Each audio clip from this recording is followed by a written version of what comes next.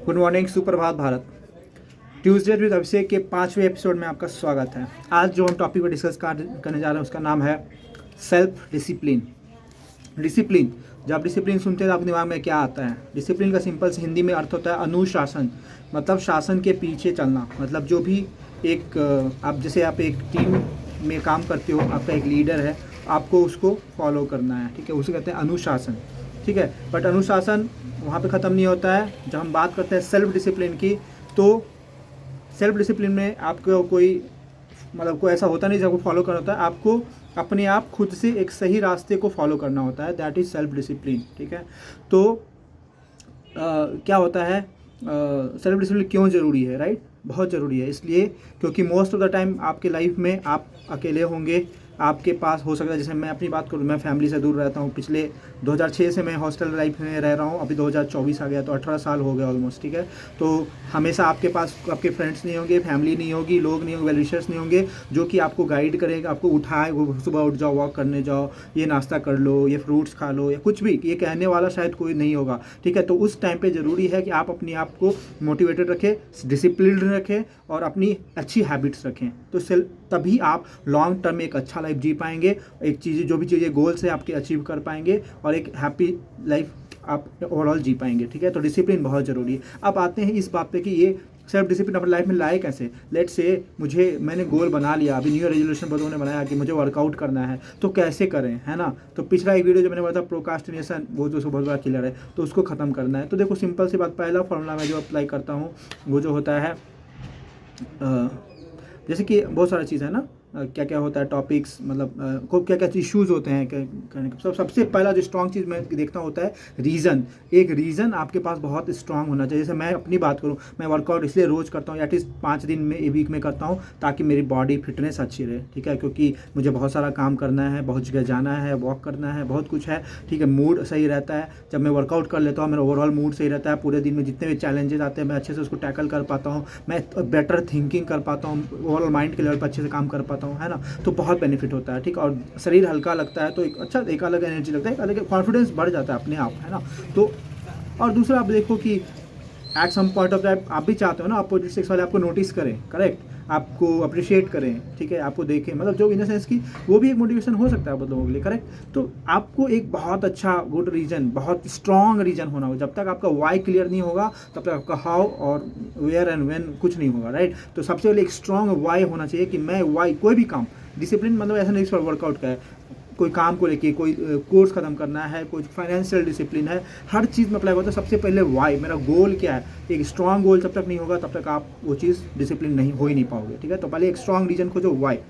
Second चीज़ आता है research. चलो मैंने वाई कर लिया कि मुझे वेट लॉस करना है, मुझे स्ट्रॉन्ग रीजन में अपना बॉडी फिटनेस करना है, लेकिन कैसे करूँगा अगर मुझे पता ही नहीं क्या मेथड्स है, क्या प्रोसीजर्स है, तो कैसे होगा। उसके लिए आता है रिसर्च। रिसर्च क्या, लेट्स से वेट लॉस करना है, ओके, इंटरमिटेंट फास्टिंग मैंने रिसर्च किया कि एक बहुत अच्छी चीज़ है जो कि आप कर सकते हो। 16 घंटे आप मत खाओ, 8 घंटों में आप अपना लंच और ब्रेकफास्ट डिनर जो भी फिनिश करो और 16 घंटे फास्ट करो, only on water and liquids, right.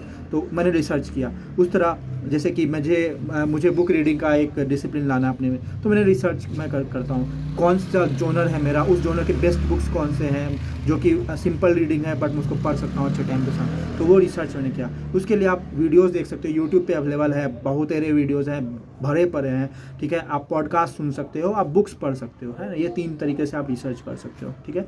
तीसरा चीज़ आता है रिपीटिशन। देखो कोई भी बोलते हैं स्टार्ट बहुत डिफिकल्ट होता है, ठीक है, बट मेरा मानना है स्टार्ट तो डिफिकल्ट होता है, उससे भी डिफिकल्ट होता है मेंटेन करना। तो without commitment you can't start anything and without consistency you can't finish anything. तो कंसिस्टेंसी, जो रिपीटिशन की हम बात करते हैं, वो बहुत ज़रूरी होता है सेल्फ डिसिप्लिन लाने के लिए। आपको बहुत दिन ऐसा आएगा, मूड नहीं है, बारिश हो रही है, कुछ भी आपको एक्सक्यूज़ खोजोगे, लेकिन आपका जो एक माइंड है वो आपके साथ गेम खेल रहा है। आपको देखो माइंड कैसे ना, एक जैसे इलेक्ट्रिसिटी काम करती है ना, लोवेस्ट रेसिस्टेंस पाथ पे जाता है करंट, राइट, वैसे हमारा माइंड लोवेस्ट एफर्ट वाले पाथ पे जाना चाहता है, ठीक, वेरी सिंपल एनालॉजी, ठीक है। हमें कोशिश करना है कि वो पाथ दिख रहा है तब भी उसको छोड़ना है, क्योंकि लॉन्ग टर्म में ये जो जो कि एक बोलते हैं ना एक क्षणिक सुखी मिलती है कि इंस्टेंट जो मिलता है हैप्पीनेस या इंस्टेंट प्लीजर जो मिलता है वो लॉन्ग टर्म के लिए बहुत हानिकारक होता है, बहुत हानिकारक होता है। तो इसको अवॉइड करना है हमें, ठीक है। हमें लॉन्ग टर्म का सोचना है कि ओके आज मुझे इस चीज़ से पेन हो रहा है बट मेरा बॉडी बन रहा है, तो मेरे अंदर हैबिट की पढ़ने की हैबिट बन रही है। तो it's all about habits actually. सुने बहुत अच्छे बुक्स हैं हैबिट्स पे, atomic habit, power of habit, बहुत सारी चीज़ें आप पढ़ सकते हो जाके, उसमें बहुत लिखा हुआ है कैसे होता है। एक देखो ऐसा कहा जाता है ना, एक आप अगर ना हर दिन 1% भी अपने आप को इंप्रूव करते जाओगे ना, एंड ऑफ द ईयर में आप 37 टाइम्स इंप्रूव हो चुके होगे, 37 times, close to that, right.